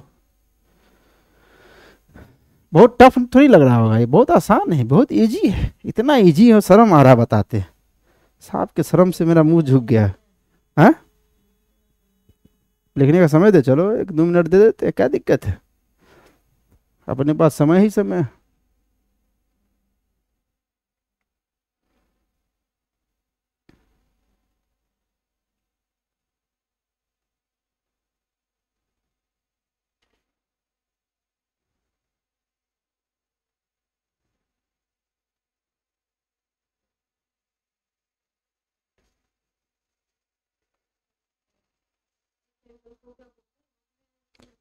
अरे फ्री सरफेस इंक्लिनेशन हो गया ना, ये फ्री सरफेस का इंक्लिनेशन निकाल दिया हॉरिजॉन्टल से कितना है, थीटा निकल गया। बोलो। अब देखो फालतू फालतू क्वेश्चन बना के दे देगा। चलो इसको अपना मन से लिखना है। देखो क्वेश्चन कैसे कैसे दे देगा। अब क्वेश्चन पूछने का वैसे तो कोई मतलब नहीं है, ये क्वेश्चन पूछने का मतलब बेवकूफ़ी है। पर ठीक है यार, यही पूछा जाता है तो क्या कर, यही नहीं बताएं तो क्या बताएं, बताओ। क्वेश्चन ये हो जाए कि मान लो कि इसका एक्सेलेरेशन है ना g/4 दे दी है। अब बताओ कि बोलेगा कि find inclination of free surface. अब बताओ, बनाते हुए शर्म नहीं आ रहा तुम्हें? क्यों शर्म आ रहा है? क्योंकि इतना सवाल इजी है कि इजी से शर्म आ गए। कुछ नहीं होगा। देखो इसका तो पहले ये हमको समझ में आता है कि प्रोफाइल कैसे बन जाएगा। इस तरह का प्रोफाइल बन जाएगा। जब उधर से इधर खींचोगे तो स्वाभाविक है पानी इधर भागेगा। हाँ तो ये ऐसे प्रोफाइल बन जाएगा। ये देखो ये आइसोबारिक है, ये isobaric isobaric isobaric isobaric isobaric isobaric, यानी कि सबसे, देखो ये फ्री सरफेस है ना, सबसे अगर मैक्सिमम प्रेशर अगर कोई पूछेगा ना तो वो इसके परपेंडिकुलर जाना होगा तुम्हें, और यहाँ पे मिलेगा सबसे मैक्सिमम प्रेशर। खैर वो नहीं पूछा है अपने से तो ये पूछा ये थीटा बताओ, ये फ्री सरफेस है ना, फ्री सरफेस, इसका ये इंक्लिनेशन बताओ थीटा। अगर ये ए से चले वैसे तो रिजल्ट याद हो गया कि ए बराबर होता है जी टेन थीटा, ए बराबर जी टेन थीटा होता है ना, सही बोल रहा हूँ। तो ए का वैल्यू कितना दिया g/4, तो ये g/4 equal to G tan theta, G से जी छमछम हो गया तो टेन, हाँ तो टेन थीटा बराबर क्या हो जाएगा 1/4, तो थीटा बराबर क्या हो जाएगा 10 इनवर्स 1/4। ये तो रिजल्ट यूज कर लिए। और नहीं तो कोई कहेगा नहीं हम रिजल्ट नहीं यूज करेंगे, मान लो भूल गए तो भूल गए तो भाई इसका प्रेशर पता है ना P0 है, और यहाँ पर जब तुम जाओगे तो ये भी तो P0 है क्योंकि ये भी फ्री सरफेस पे है। तो तुम यहाँ मान लो x चले नीचे और इधर मान लो y गए, बोलो, अरे 50 बार करवा दूंगा। तो ये हो जाएगा P0 प्लस रो जी एक्स और माइनस रो, बोलो ए वाई इक्वल टू P0। ये हम P0 मतलब यहाँ वाला प्रेशर लिख दिए, यहाँ गए P0 से यहाँ रो जी एक्स बढ़ गया, फिर इधर गए क्या हो गया घट गया, तो यहाँ से यहाँ गए, यहाँ वाला प्रेशर लिख दिया हम, ये पूरा यहाँ वाला प्रेशर, ये P0 से P0 गया तो यहाँ पर जो है रो से रो भी गया, तो रो से रो भी गया, बोलो x/y जो आ जाएगा a/g आ जाएगा, और x/y ही क्या है टेन थीटा है तो a/g हो जाएगा। ठीक है, 50 बार बताने की कोई मतलब है या नहीं है? अच्छा मानो ग्रेविटी फ्री स्पेस में लेके जाए, कहाँ लेके जाऊँ? ग्रेविटी फ्री स्पेस में बोला था कि हर एक पॉइंट पर प्रेशर क्या होता है सेम होता है, उसको प्रूफ कर लेते हैं, एक बार देख लेते हैं प्रूफ क्या मतलब, देख लेते हैं। अब तो मुझे कॉन्सेप्ट पता है तो अब याद करने का क्या मतलब है, देख भी लेते हैं एक बार क्रॉस चेक करके। देखो ये अपना कंटेनर है, दिख रहा है कंटेनर, फ्री ग्रेविटी फ्री नहीं ग्रेविटी फ्री स्पेस नहीं, फ्री फॉल फ्री फॉल का कंडीशन देख रहे हैं, ग्रेविटी फ्री स्पेस नहीं, फ्री फॉल का कंडीशन देख रहे हैं। अगर फ्री फॉल का मतलब कंटेनर को छोड़ दोगे तो क्या होगा, कंटेनर का जो एक्सेलरेशन हो जाएगा वो जी के बराबर हो जाएगा। अब बताओ अब क्या करोगे, अब किसी दो पॉइंट पे देख लेते हैं प्रेशर का डिफरेंस। अगर मान लो ये P1 है, यहाँ प्रेशर P1 है, यहाँ प्रेशर क्या है P2 है, मान लो, है ना, बोलो तो क्या हुआ होगा बताओ। अगर मैं P1 यहाँ P1 से मतलब P2 का प्रेशर अगर लिखने जाऊंगा और ये मान लो H हाइट नीचे आया तो क्या हुआ होगा, एक्सेलरेशन के डायरेक्शन में क्या होता है बताओ, प्रेशर घटता है। पहले तो तुम जी के डायरेक्शन में भी जा रहे हो, सुनो तुम जी के भी डायरेक्शन में जा रहे हो और एक्सेलरेशन के भी डायरेक्शन में जा रहे हो, तो पहले जी के डायरेक्शन में जाने से प्रेशर तो पहले इंक्रीज हो गया होगा रो जी एस से, और एक्सेलरेशन के डायरेक्शन में जाने से रो जी एस से घट गया होगा, मतलब रो, हाँ जी ए का वैल्यू जी है तो रो जी एस से घट गया होगा।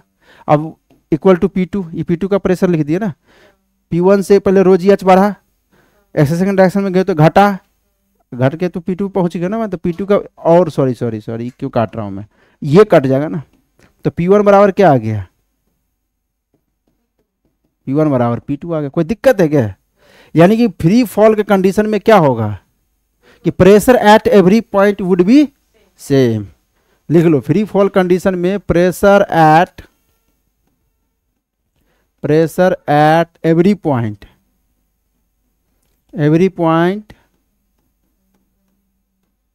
Would be same. ठीक है, बोलो, कोई दिक्कत नहीं, कर लोगे नहीं कर लोगे, बोलो।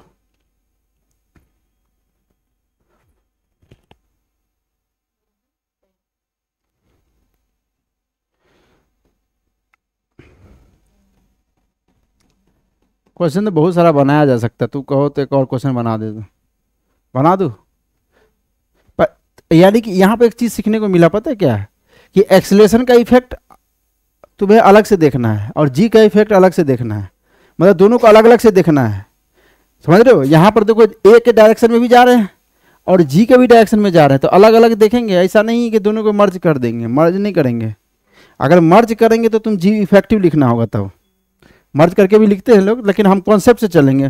तो जी इफेक्टिव तुम्हें पता है कि जी इफेक्टिव क्या हो जाएगा इस केस में, बोलो, याद है, वो हो जाता है जी माइनस ए हो जाता है जी इफेक्टिव इस केस में। जब एक फ्री फॉल कंडीशन आता है ना तो जी माइनस ए हम लोग वहाँ भी पढ़े थे एनएलएम में। तो देखो यहाँ ए का वैल्यू क्या हो जाएगा जी, तो बस कट जाएगा, यानी कि तुम यहाँ से यहाँ आ जाओगे तो लिखोगे P1 प्लस रो जी इफेक्टिव है और H, ये तुम्हारा P2 का प्रेशर आ जाएगा। अब ये जी इफेक्टिव 0 है ना 0, तो P2 बराबर P1 आ गया। पर हम वो सब नहीं, हम कॉन्सेप्ट से चलेंगे, अलग अलग देखने में क्या दिक्कत है, कॉन्सेप्ट में अलग अलग देखेंगे, जी इफेक्ट निकालने की जरूरत नहीं है, ऐसे भी तुम्हें किताबें में मिल जाएगा, इसलिए मैंने बता दिया। चलो देखो एक चीज़ और देख लो, जैसे मान लो ये स्फेरिकल सेल ले लिया मैं ऐसे करके, ये स्फेरिकल सेल है, ठीक है, ये क्वेश्चन बना रहा हूँ, ये स्फेरिकल सेल है और R रेडियस का स्फेरिकल सेल है, इसमें ऐसे आधा पानी भरा हुआ है ऐसे करके, कोई भी लिक्विड भरा हुआ है ऐसे भरा हुआ, ठीक है, और ये तुम्हारा जो है ये अपना R रेडियस का। अब इसको मैं चला दिया, एक्सलेशन जो है मैं देता हूँ, सेल है उसमें पानी भरा हुआ है, अरे दे देखोगे कांच का सेल, हाँ फ्लूइड भरा हुआ है, तो ये इसका मैं एक्सलेशन देता हूँ, क्या दे दूँ तुम्हारे कुछ आइडिया उडिया आ रहा है तुम, हाँ चलो 3G/4 दे देता हूँ, ठीक है। अब क्या हुआ होगा, अब तुम्हें पता है कि ये इसका प्रोफाइल कुछ इस तरह से बन गया होगा, अरे बन गया कि नहीं हो गया, बन गया होगा। तो मैं पूछ रहा हूँ इसमें क्वेश्चन है कि find maximum pressure, find value of maximum pressure in fluid. इस फ्लूइड में जो है ना मैक्सिमम प्रेशर बताना है कितना होगा, और ये जो है ना पानी का जो डेंसिटी है, जब तक बोला ना, जब कुछ नहीं बोल रहा हूँ ना, भूल गया मैं देने के लिए, तो रोल ले लिया करो, है ना, अपने को तो कॉन्सेप्ट सीखना है। ठीक है, जल्दी बनाओ इस सवाल को। 1 घंटा हो गया, जल्दी करो। हम यहाँ कॉन्सेप्ट का रिवीजन करा रहे, खटाखट खटाखट।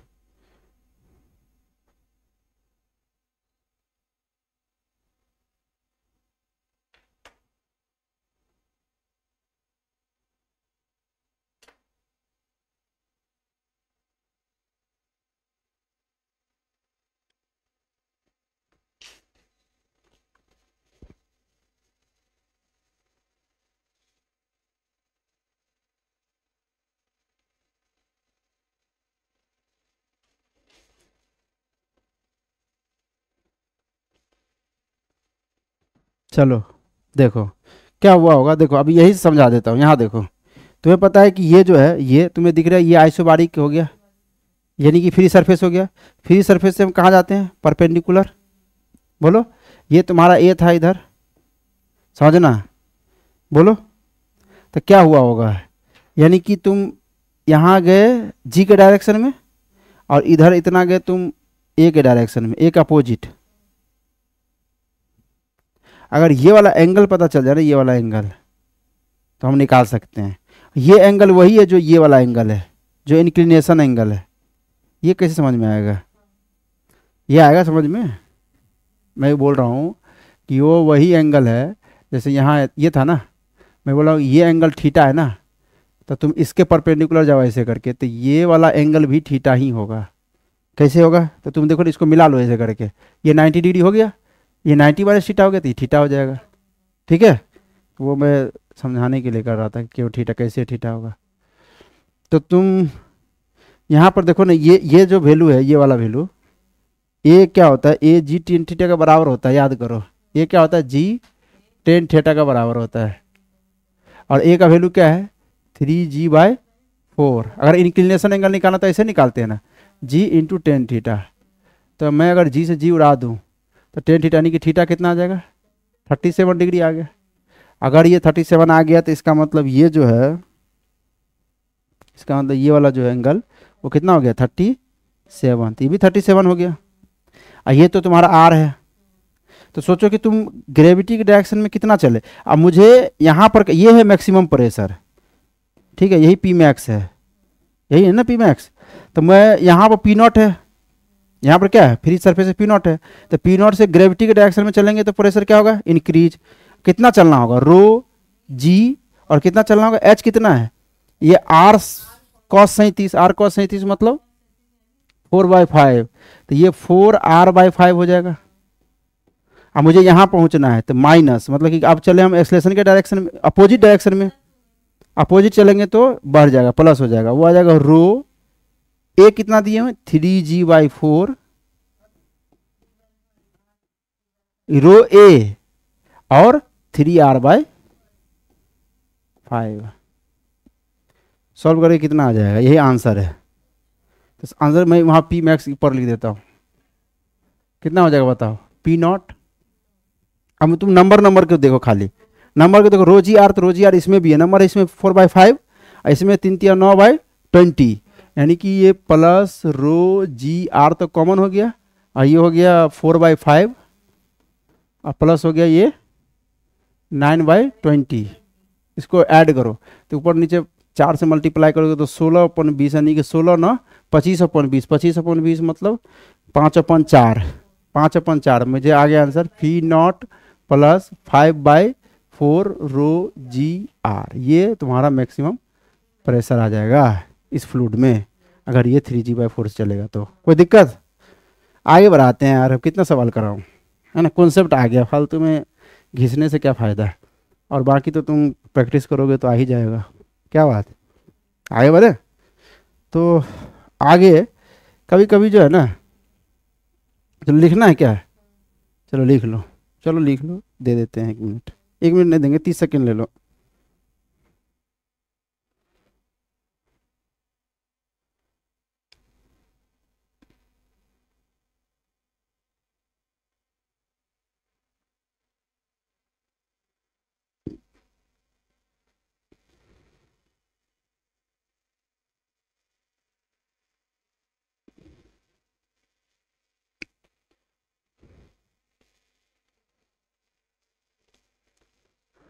चलो 2-4 क्वेश्चन और करा के यही रहने देते हैं ना, ताकि भारी ना हो। आगे ले ले। चलो देखो, इसको देखो तुम, अगर मान लो कि यहाँ पे दो लिक्विड हो, दो मतलब अलग अलग डेंसिटी वाला लिक्विड हो, कि यहाँ से यहाँ तक जो है ना, ये ऊपर में अलग डेंसिटी का लिक्विड हो, ये भी कॉन्सेप्ट बता देता हूँ, और नीचे जो है ना अलग डेंसिटी का लिक्विड हो।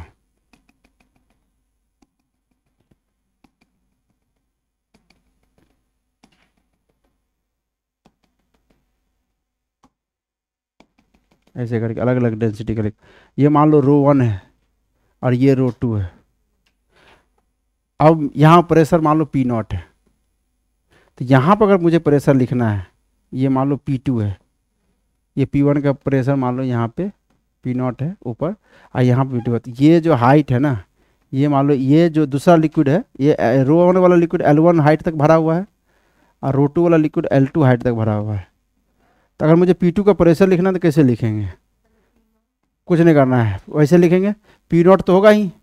अब बताओ ग्रेविटी की डायरेक्शन में यहाँ से यहाँ L1 चले, अलग अलग लिखना है, यहाँ से L1 चले तो हो जाएगा प्लस रो जी L1, और फिर यहाँ से यहाँ कितना चले, L2 चले, ये अलग लिक्विड में चले, तो अलग अलग लिक्विड का अलग अलग लिखेंगे। तो यहाँ पर ये रो 1 था, ये रो 2 जी और L2, तो ये जो हो गया अपना प्रेशर P2 का हो गया है ना। कर लेंगे, बोलो। चलो आगे बढ़े। अगर मान लो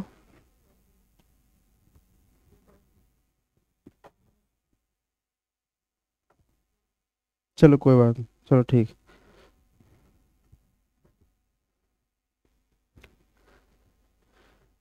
अगर मान लो कि अगर ऐसे कर, कभी कभी सवाल ये मान लो इसमें जो ना ऐसे ट्यूब ले लिए, ठीक है, और इसमें फ्लूइड भर दिए पूरा एकदम, इधर दोनों से ये बंद है, ऐसे करके भर दिए, और इस ट्यूब को ना घुमा दिए ओमेगा से, ट्यूब को क्या किए, ओमेगा से घुमा दिए, ऐसे करके ओमेगा से घुमा दिए। अब मान लो ये फ्री है सरफेस है, मतलब ये एयर के कांटेक्ट में, तो यहाँ प्रेशर मान लो P0 है। अच्छा है, इसको P1 मान लो, अगर मान लो नहीं भी है, अगर कांटेक्ट में और अंदर ही की बात हो रही है, तो मान लो इसका P1 है मान लो। मैं क्या कह रहा हूँ कि अगर x डिस्टेंस आगे जाओ, यहाँ से x डिस्टेंस, यहाँ मान लो P2 है, तो मैं ये पूछ रहा हूँ कि P2 या माइनस P1 या P1 माइनस P2, दोनों में से कोई निकालना है, मतलब प्रेशर डिफरेंस निकालना है मुझे, यहाँ से यहाँ तक का ना प्रेशर डिफरेंस निकालना है। सबसे पहले तो यही बताओ कि प्रेशर ज़्यादा कहाँ पे होगा।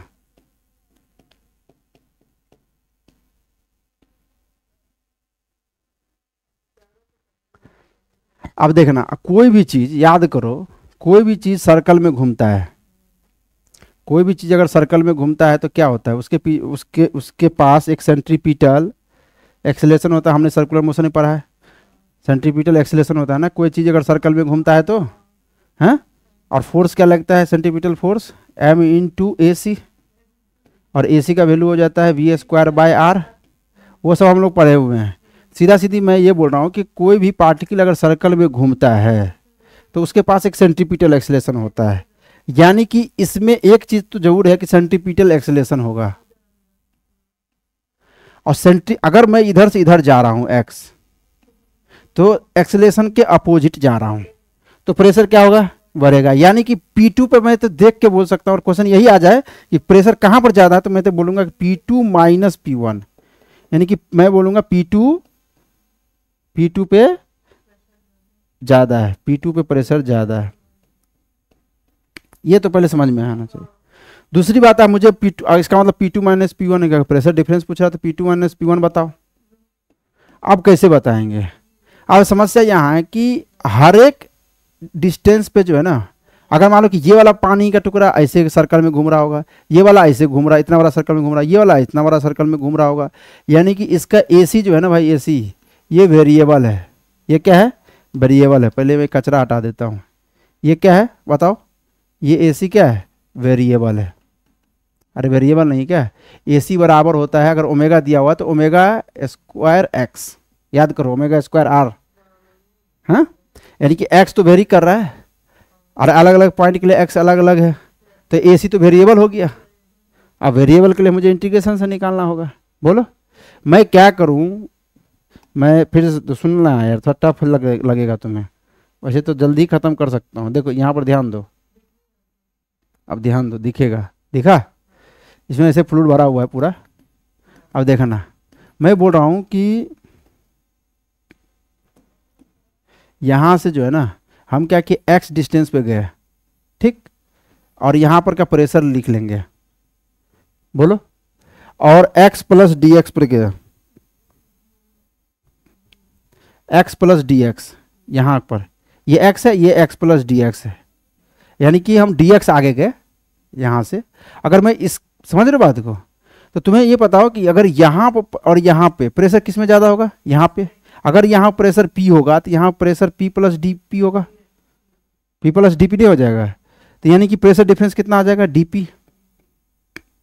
बोलो, अरे समझ में आ रहा है कि नहीं आ रहा है, प्रेशर डिफरेंस कितना आ जाएगा, और वो कितना हो के बराबर होगा, बोलो। अगर यहाँ पर प्रेशर P है तो P से कितना प्रेशर बढ़ जाएगा, रो।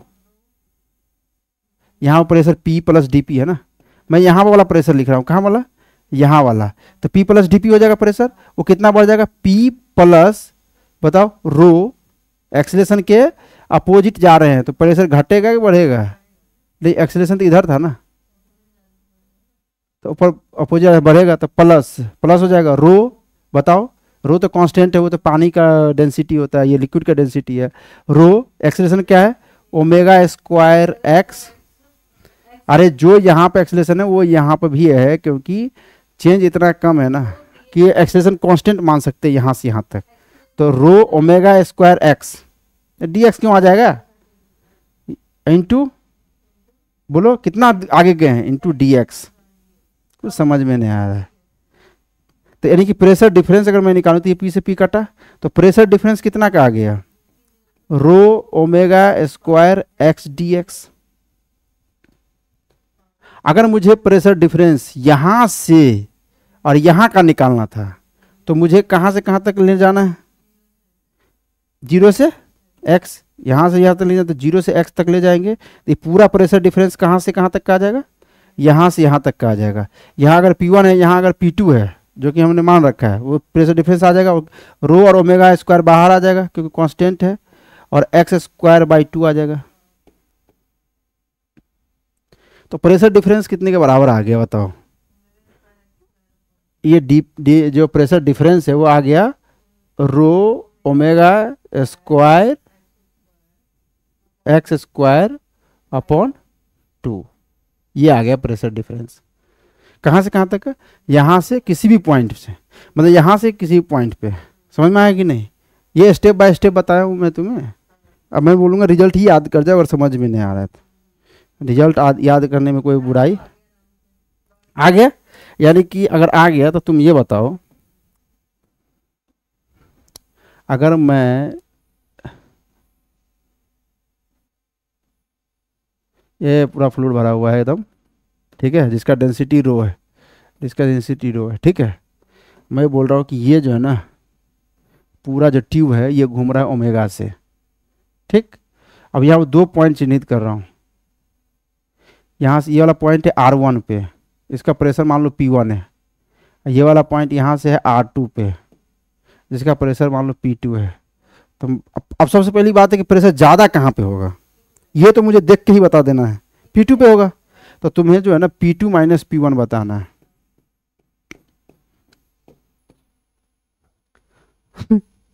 समझ में आया तो बताओ। भाई साहब पेन पेपर निकाल के बैठोगे ना तभी कुछ समझ में आएगा, आंख मूंद करके तो फिजिक्स नहीं सीख पाओगे, बायोलॉजी नहीं चल रहा कि तनी जो है ना 2-4 बार सुन लेंगे तो आ जाए, कभी नहीं आएगा। तुम 100 बार भी सुन लोगे ना, 100 बार, तो ये नहीं आएगा जब तक खुद नहीं हाथ चलाओगे। तुम्हें लगेगा कि आ गया, एकदम सीडो फीलिंग आएगा, जैसे तुम्हें अभी लगा कि आ गया, जैसे तुम्हारे पास सवाल आया तो वैसे ही तुम धड़ाम से गिर गए, और कॉन्सेप्ट समझ में आ गया तो तुम्हें एकदम तुरंत अप्लाई करो। अभी तो कॉन्सेप्ट दिमाग में ही है, अप्लाई करो, इसको निकालो फटाफट। और ऑनलाइन वालों मतलब जो है ना, अगर समय नहीं दिया जा रहा है तो तुम्हें पॉज करके ना खुद से सोचना है। अगर खुद से सोच लिया ना, फिर तो कॉन्सेप्ट कभी नहीं भूलोगे। अगर नहीं, मैं नहीं खुद से सोच पाया, मेरे बताने के बाद आया, तो समझो कि वो कॉन्सेप्ट पूरी तरह से नहीं आया। जो तुम्हें लगेगा आ गया पर आया नहीं, ठीक है। उसको बार बार सोचना होगा तुम्हें, कैसे हुआ, क्यों हुआ, एक एक स्टेप सोचना होगा, ठीक है। जल्दी जल्दी करो, टाइम नहीं है। देखो अब मैं बता रहा हूँ, सुनो। इसको निकालना है, P2 माइनस P1 निकालना है ना। सबसे पहली बात जो हम बताएं उसको समझो। हम क्या बोले कि हम जो प्रेशर डिफरेंस बताए थे कहाँ से कहाँ तक का बताए थे। अगर मैं यहाँ से ओमेगा घुमा दूँ तो मैं इधर x गया, और यहाँ पर प्रेशर मान लो ले लिया था मैं P2, और यहाँ प्रेशर P1 था। तो P2 माइनस P1 जो यहाँ पर निकाले थे, एक यहाँ पर था, याद करो, ये x गए थे, तब ये आया था। क्या आया था बताओ, क्या आया था, रिजल्ट क्या आया था, रिजल्ट याद करो। रो omega square x square by 2, row omega square x square by 2, यानी कि यहाँ से यहाँ तक का प्रेशर डिफरेंस आ गया था ये। यानी कि मुझे पहले तो तुम्हें यहाँ से यहाँ तक का प्रेशर डिफरेंस निकालना होगा, फिर यहाँ से यहाँ तक का निकालना होगा। मान लो कि यहाँ पर मैं प्रेशर P0 मान लेता हूँ, तो मैं यहाँ से यहाँ तक का निकालूँ, कहाँ से कहाँ तक, P1 माइनस पहले P0 निकालूँ, वो आ जाएगा रो omega square R1 square by 2। फिर मैं P2 माइनस P0 निकालूँ, वो आ जाएगा रो omega square R2 square by 2। अब मुझे क्या निकालना है, यहाँ से P2 माइनस P1 निकालना था। P2 माइनस P1 निकालना था, इसको माइनस करो, ये प्लस हो जाएगा, ये माइनस हो जाएगा, मतलब इसमें से इसको घटा दिए हैं, ठीक है। तो ये कट जाएगा, कौन कट जाएगा, P0 तो P0 गया, और ये आ जाएगा P2 minus P1, rho omega square by 2 common आ जाएगा, और ये आ जाएगा R2 स्क्वायर माइनस R1 का स्क्वायर। ये रिजल्ट आ जाएगा। नहीं आया समझ में, बोलो टफ हो रहा है क्या। एक बार जेईई मेंस में पूछा गया था, और उससे भी हम लोग समझ देखते हैं कि अगर मान लो कि कंटेनर में पानी भरा हुआ है ऐसे करके, ठीक है, ऐसे भरा हुआ है ना पानी, अब पूरे कंटेनर को तुम घुमा दो ओमेगा से, तो क्या होगा पता है तुम्हें। अगर इसको तुम ओमेगा से घुमा दो ऐसे करके, तो क्या होता है कि इसका जो शेप है कुछ तरह से, इस तरह से, इसका जो पानी का प्रोफाइल किस तरह से बन जाएगा वो दिखा रहा हूँ। पानी का प्रोफाइल कुछ इस तरह से बन जाता है, याद करो। अरे खूब घुमाते हैं तो कैसे ना गड्ढा हो जाता है। हाँ, तो ये गड्ढा हो गया ना, इसे करके पानी का प्रोफाइल कुछ इस तरह से बन जाएगा। हाँ,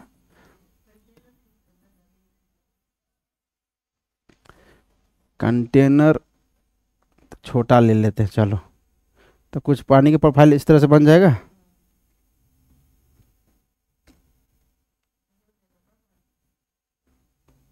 चलो ब्लू पानी ले लेते हैं, डिमांड है कि पानी को ब्लू किया जाए, तो ब्लू कर लेते हैं। ये बताओ ना, ये प्रोफाइल बनेगा नहीं बनेगा। हाँ, क्वेश्चन कभी आता है, ये प्रोफाइल कैसा दिख रहा है, पैराबोलिक प्रोफाइल दिख रहा है? अगर मैं इसको ओमेगा से घुमा दूंगा तो ये पैराबोलिक प्रोफाइल बन जाएगा ना पानी का, या वाट जो भी फ्लूइड हो। क्वेश्चन पूछ देता है कि ये जो है ना, अगर मान लो x, y है, या तुम्हें ये जो ना इसका इक्वेशन ही पूछ देगा, मैथमेटिकल इक्वेशन। तो बहुत इजी है, ज़्यादा टफ नहीं है। मैथमेटिकल इक्वेशन पूछ सकता है तुमसे कि पैराबोलिक का मैथमेटिकल इक्वेशन बताओ क्या होगा। कुछ नहीं करना, मान लो कि यहाँ पर मैंने एक एक्स एक्स ले लिया इधर x, और ये y कर लिया, ठीक है। अगर मैं इस पॉइंट को x, y ले लिया, सही से बना नहीं, फिर से बनाता हूँ ढंग से।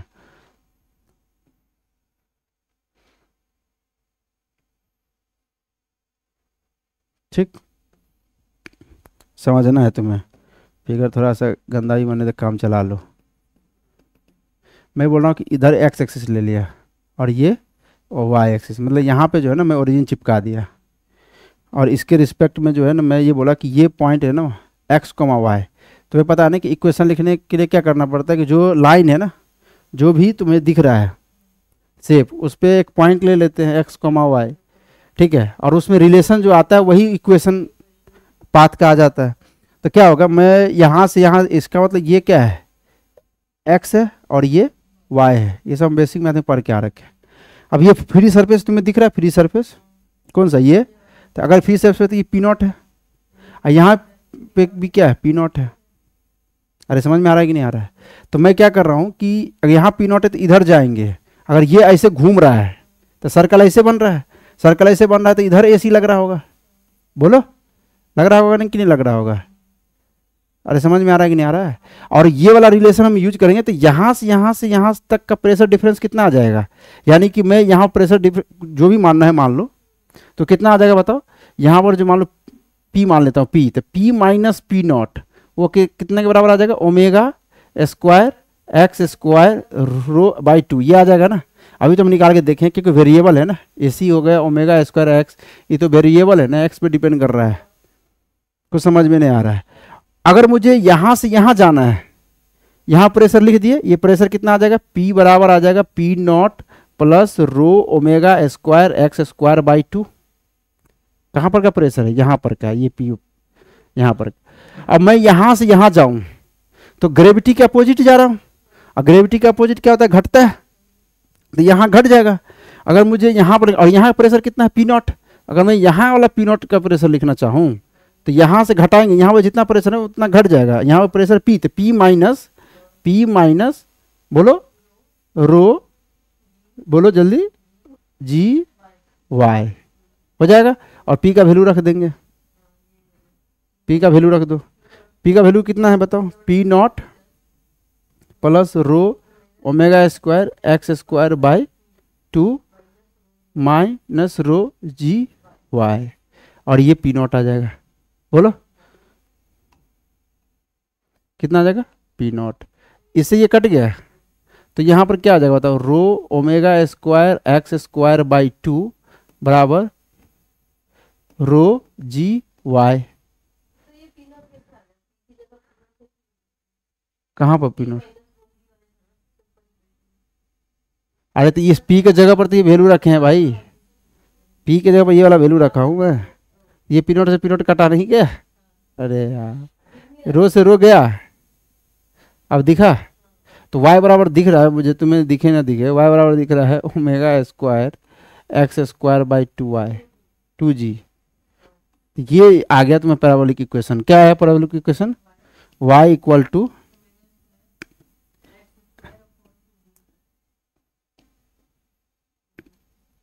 ये तुम्हें यही इक्वेशन पूछा गया था जेई मेंस में, हो सकता है कि यहाँ पूछे ना पूछे। तो यानी कि ये जो है ना ये प्रोफाइल ऐसे बन जाएगा। अरे ये x और y में रिलेशन नहीं आया, देखो x पे पावर 1 है, y पे पावर 2 है, तो पैराबोलिक इक्वेशन नहीं बन गया, बोलो ऐसे करके प्रोफाइल बन जाएगा। अरे तुम्हें एक याद करो ना, ये वाला प्रोफाइल याद है, इसका इक्वेशन नहीं याद है क्या? इसका इक्वेशन जो ये y है और ये x है, तो इसका इक्वेशन y बराबर क्या होता था? X square. तो यही नहीं आ रहा है y बराबर एक्स स्क्वायर में, ये y square omega square by 2g तो कांस्टेंट है, तो ये पैराबोलिक इक्वेशन नहीं आएगा? हाँ, ये जो पाथ बनाना, ये जो तुम्हें जो पानी, ये जो फ्लूइड का प्रोफाइल बना उसका इक्वेशन है ये। समझ में आ रहा है कि नहीं आ रहा है? अगर ये वाला टच कर जाए ना यहाँ पे, अगर मैं ये बोल रहा हूँ कि अगर मान लो ये टच कर जाए, क्या बोल रहा हूँ मैं, ऐसे मतलब ये तली पे टच कर जाए ये वाला ऐसे, तो समझो कि जितना पूरा वाला मान लो पानी भरा हुआ था तो आधा पानी निकल गया है। ये जो पानी है ना, ऐसे अगर घुमाते घुमाते अगर तुम टच करवा दो तो ये जो पानी बचा ये यहाँ पे, तो आधा ही बचा, आधा पानी निकल चुका है, आधा पानी क्या हो गया? निकल गया। अरे समझ में आ रहा है कि नहीं आ रहा है बताओ? समझ में आ रहा है कि वेरिएबल वाला केस कुछ इस तरह से पूछ सकता है। आगे और कुछ बता दूं कि बहुत ज़्यादा हो गया? जैसे मान लो, अरे कुछ नहीं अभी रुक जाए, यूट्यूब वाला बताया ही नहीं, कुछ कुछ यूट्यूब वाला बता देता हूँ। यूट्यूब समझते हो? ये यूट्यूब ठीक है। अब क्या कर रहा हूँ, चलो क्वेश्चन एक ले लेता हूँ, ज़्यादा टफ नहीं लूँगा। क्यों नहीं आएगा यार?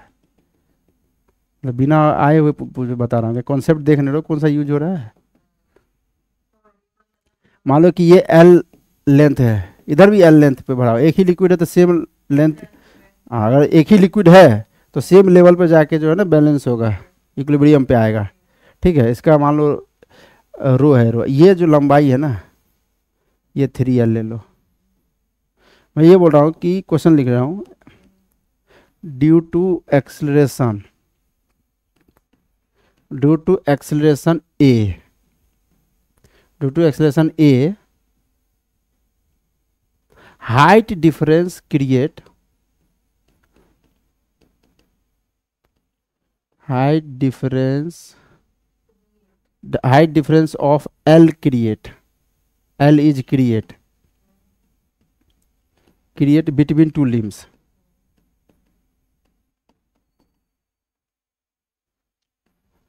Find acceleration का वैल्यू बताओ। कुछ समझ में आ रहा है कि नहीं आ रहा है? हाँ, सवाल समझ में आया है? नहीं है सवाल समझ में? चलो इसको पॉज करके बना लेना। अब मैं तुम्हें बता देता हूँ। पहले तो इसमें कॉन्सेप्ट क्या पकड़ना कि मतलब इस ए जाने की वजह से तुम्हें पता है कि फ्लूइड इधर भागेगा तो इस लिम्ब में ऊपर चढ़ेगा और इस लिम्ब में नीचे आएगा, और मुझे कितना हाइट क्रिएट करना है दोनों लिम्ब में? एल। अगर एल क्रिएट करना है तो बताओ कि इधर कितना नीचे लेके आए। ये समझ में आता है? इसको अगर हम L/2 लेकर नीचे आ जाएंगे तो इधर L/2 बढ़ जाएगा ना। अरे समझो बात को। तो ये हाइट क्रिएट कितना हो गया? देखो ये पानी अब यहाँ नहीं रहा, ये जो भी फ्लूइड है वो नीचे आ चुका है। मैं इसी में सवाल में कचरा कर दिया समझाने के लिए। तो ये कितना हो जाएगा? ये हाइट L/L हो जाएगा, और ये तो L/2 है। यार नहीं समझ में आएगा ना तो मैं तुम्हें अगला पेज में चलता हूँ। ये सवाल देख लिया कि तुम? मैं तुम्हें बता दिया कि ऐसे होगा। कॉन्सेप्ट तो आ चुका है, हमने बता दिया है। अगर इसको शौक होगा तो बना सकता है। रोक के देखो क्या क्या बोल रहा हूँ मैं, इसको देखो ध्यान से।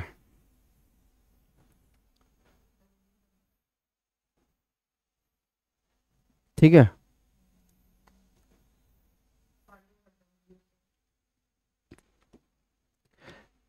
मैं बोल रहा हूँ,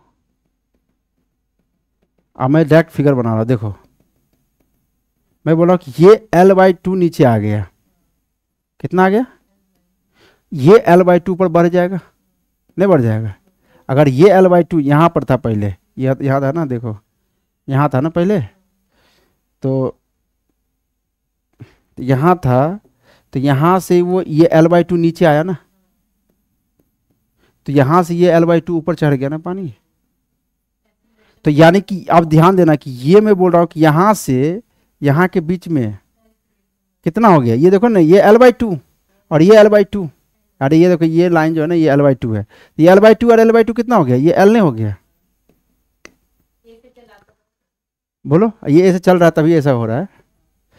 अब ये वाला कितना बचेगा? ये तो L/2 है, क्योंकि ये भी L/2 है, क्योंकि ये L/2 नीचे आता है, ये तो L/2 बचा होगा। अब कॉन्सेप्ट ये है कि तुम्हें पता है कि हॉरिजॉन्टल लेवल पे प्रेशर क्या होता है? सेम होता है। तो बस प्रेशर सेम कर देंगे। और नहीं तो ये करो ना, हॉरिजॉन्टल प्रेशर क्या, तुम यहाँ से चलो और यहाँ पहुँच जाओ। यहाँ प्रेशर क्या है? मान लो P0 है कि फ्री स्पेस है, तो यहाँ भी तो P0 है। तो मैं यहाँ से चलूँगा, यहाँ चलूँगा, यहाँ पहुँच जाऊँगा। कुछ समझ में नहीं आ रहा है? कैसे चलेंगे? देखो P0 ग्रेविटी की डायरेक्शन में चलेंगे तो कितना चले? ये L और L/2 मतलब 1 + 1/2 3/2, तो ρg3L/2। अब यहाँ वाला प्रेशर लिख दिए। अब इधर चलेंगे तो A के डायरेक्शन में चले, घट जाएगा। और छोड़ो ना, A के डायरेक्शन में चले कितना हो जाएगा? घट जाएगा। देखो, और ये डिस्टेंस कितना लिए थे? 3L लिए थे ना, देख लो सवाल में 3L है।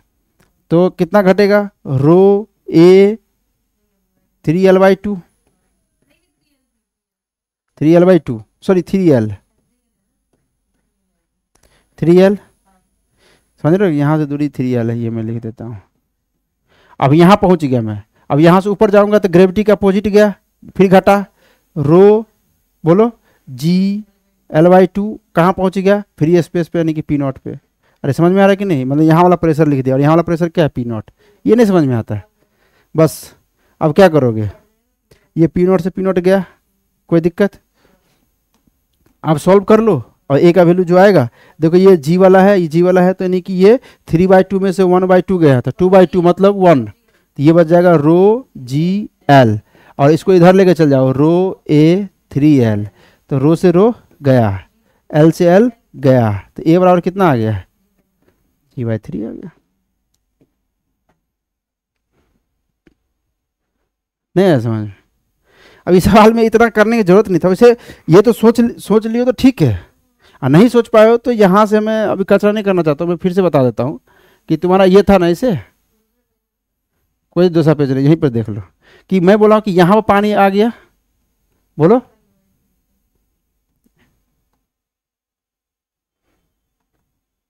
यहाँ जो है ना कितना पानी, यहाँ से कितना आ गया बताओ, ये L/2 नीचे आ गया, ठीक है, और ये L/2 पर चढ़ गया, तो ये लेंथ पूरा कितना हो गया बताओ, पूरा कितना लेंथ हो गया, 3L/2 बोलो, और ये L/2 और ये 3L है, ये है ना। अब मैं तुम्हें बताऊँ था कि ये एक्सेलेरेशन अगर ए से चलता है तो ये जो तुम्हारा ये वाला देखो, ये प्रेशर और ये वाला प्रेशर सेम है ना, क्योंकि ये फ्री सरफेस वाला हो गया ना, तो ये तुम्हें देखो, ये जो फ्री सरफेस है इसका इंक्लिनेशन निकाल लो, ये एंगल थीटा निकाल सकते हो, कैसे निकालोगे, तो ये देखो, ये मैं थोड़ा कलर चेंज कर लेता हूँ, ये देखो ये, और ये तुम्हें पता है अगर मैं टेन थीटा निकाल दूँ तो टेन थीटा बराबर क्या आ जाएगा,